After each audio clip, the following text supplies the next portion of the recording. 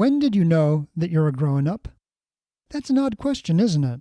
In the modern world, it kind of sneaks up on you in fits and starts.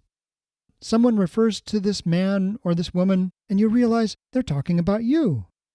Or maybe you started feeling grown up at a religious or social observance, such as a confirmation or a bar or bat mitzvah, a prom or a debutante ball. Did you feel grown up when you first drove a car alone? Or when you got your first paid job? Or maybe it was when you had your first relationship or your first child. The lines between childhood and adulthood remain so blurred that political discourse has become infantilized with endless name-calling, even among people with grandchildren. A shocking number of physically mature, even aged men and women have little moral compass besides the latest flashy internet meme. Where are the adults in this world? Episode 22 was about being a child in Edenicity. Today, I'll examine how city design can help people become adults. Cities, designed like modern Edens for economic and ecological abundance. I'm Kev Polk, your guide to Edenicity.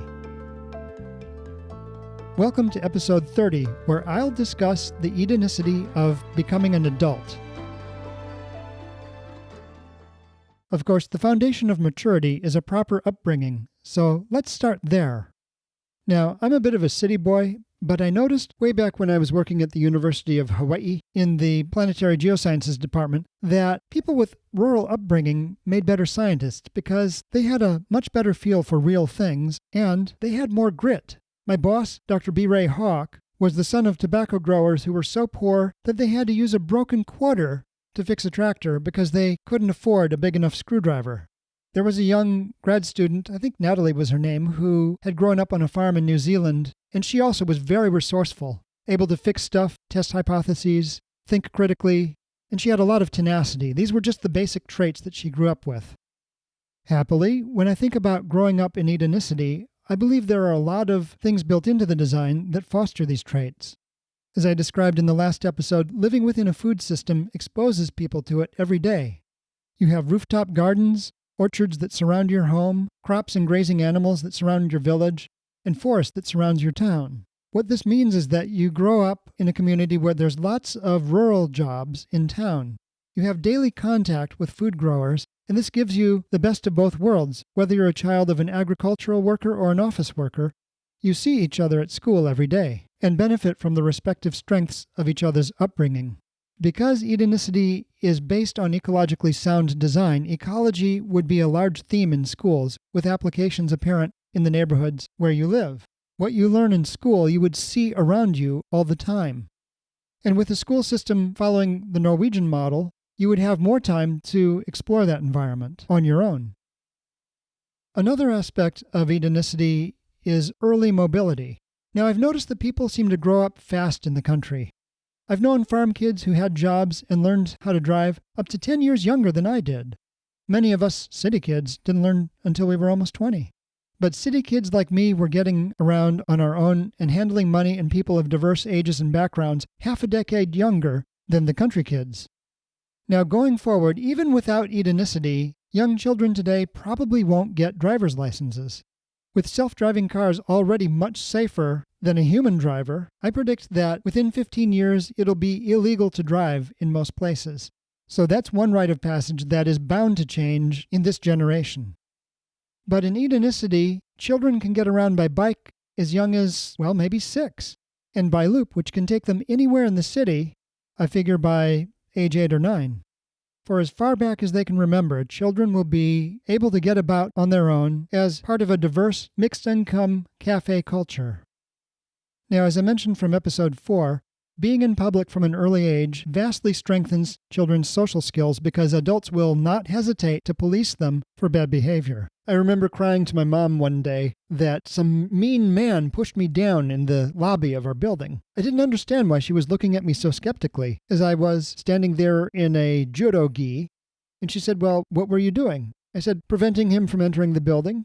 I didn't get very much pity that day. I think I could hear her laughter echoing off of the buildings across the street. These little life lessons and thousands of well-rehearsed social skills will give them a well-grounded sense of responsibility and help children become much more confident adults. Another opportunity to build character in the young is the civic involvement that I mentioned in episode 18. The physical structure of Edenicity lends itself to a governance structure that would involve frequent, short local meetings at the building, block, village, town, and city level. And this could easily be modeled in schools with actual school representatives to some of these meetings. One of the obvious roles for a teacher would be to make sure that everyone becomes comfortable leading and participating in those meetings.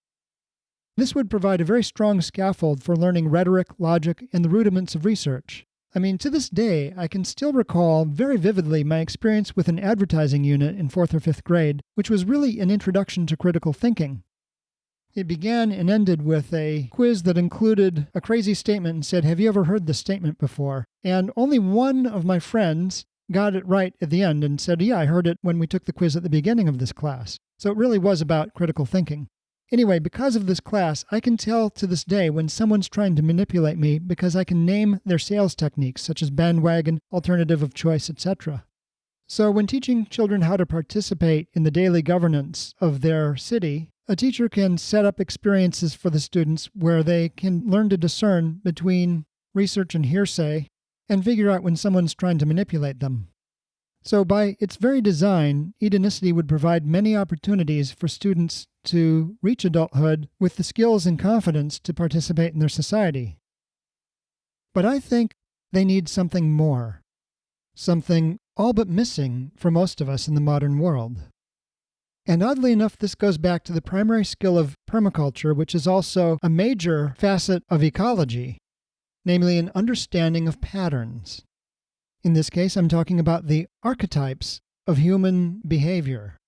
In their 1990 book, King, Warrior, Magician, Lover, Douglas Gillette and Robert L. Moore describe the mature masculine archetypes, along with their immature forms and their warped shadows that people often mistake for manly behavior.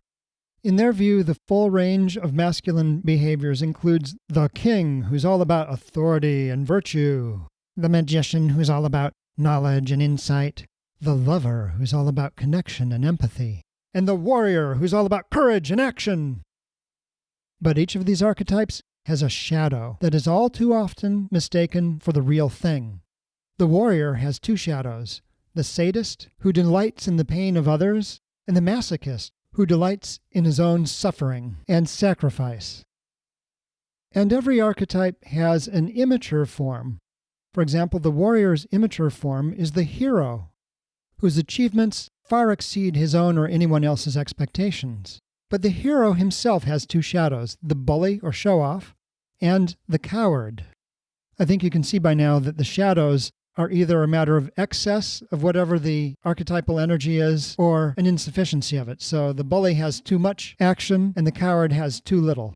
I think it's also clear that a complete person has access to all of these patterns. And of course, there's a whole slew of archetypes that I'm less familiar with, having to do with the feminine. And finally, of course, depending on who you talk to, there's different sets of archetypes that would apply to masculinity, femininity, and other identities. The reason archetypes are important is because these are models for the patterns of our behavior and our attitudes in our lives. And I think it's clear that our world suffers from having too many sadists and bullies and show-offs and cowards among our leaders. In other words, among our male leaders, we have many who alternate between one or another of the immature or shadow forms of these archetypes and never really find maturity. How then do we become adults and find that maturity? Gillette and Moore rightly identify the starting point as humility. Heroes do not know their limits. To their mind, they can achieve anything at all. But warriors understand that sometimes you have to retreat in order to live another day. Besides humility, we also need to be able to take responsibility for our actions and decisions. And this means accepting reasonable risks. That is to say, being okay with being wrong sometimes. This means risking rejection in relationships and admitting it when it happens and moving on. This means risking failure in personal expression or in business, learning and growing from the experience. According to Gillette and Moore, quote, "There's no use asking if the shadow sides of the archetype are showing up in our lives. The realistic, honest question we need to ask is how they are manifesting," end quote. Here's where school can be really helpful in encouraging children to keep journals and to be self-reflective. But as a society, as a city, we need to encourage more than just self-reflection. We need to reflect on our identity in society itself. In his film, Where to Invade Next, Michael Moore has a really moving segment about how schools in Germany grapple daily with the Holocaust and its meaning for the German identity. There's an especially gripping moment where an immigrant says, quote, "I just adopted the German nationality. I have to adopt the history of Germans, too, and feel responsible because I'm German, too," end quote. I've included a link to that segment in the episode notes in the resources section, and it's really worth a look. It's very moving, and it's the kind of thing that I think we need to do city by city in order to heal the past harms we've caused in the world and move forward as a civilization. We need a much deeper cultural and historical awareness that includes an honest account of slavery and genocide and sexism and racism. And this is an area where the past work in civic involvement, scaffolding, an understanding of rhetoric and logic, and the rudiments of research will really pay off, because it's an area fraught with doctrine so entrenched that it resists well-formed enquiry. I'll give you an example. I was invited to a benefit dinner for a domestic violence agency that offered services such as a counseling hotline, emergency shelters, and outreach, all of which I thought were very valuable services that the community needed. But I refused to go because the agency had run a long newspaper supplement that was driven by a demonstrably false doctrine. In a section titled, "For Men, How You Can Help," it said, "Step 1, realize that domestic abuse exists because of the patriarchy and male entitlement," and it was downhill from there. Not that I dispute the existence of patriarchy, but research does not support that it is the sole cause of domestic abuse.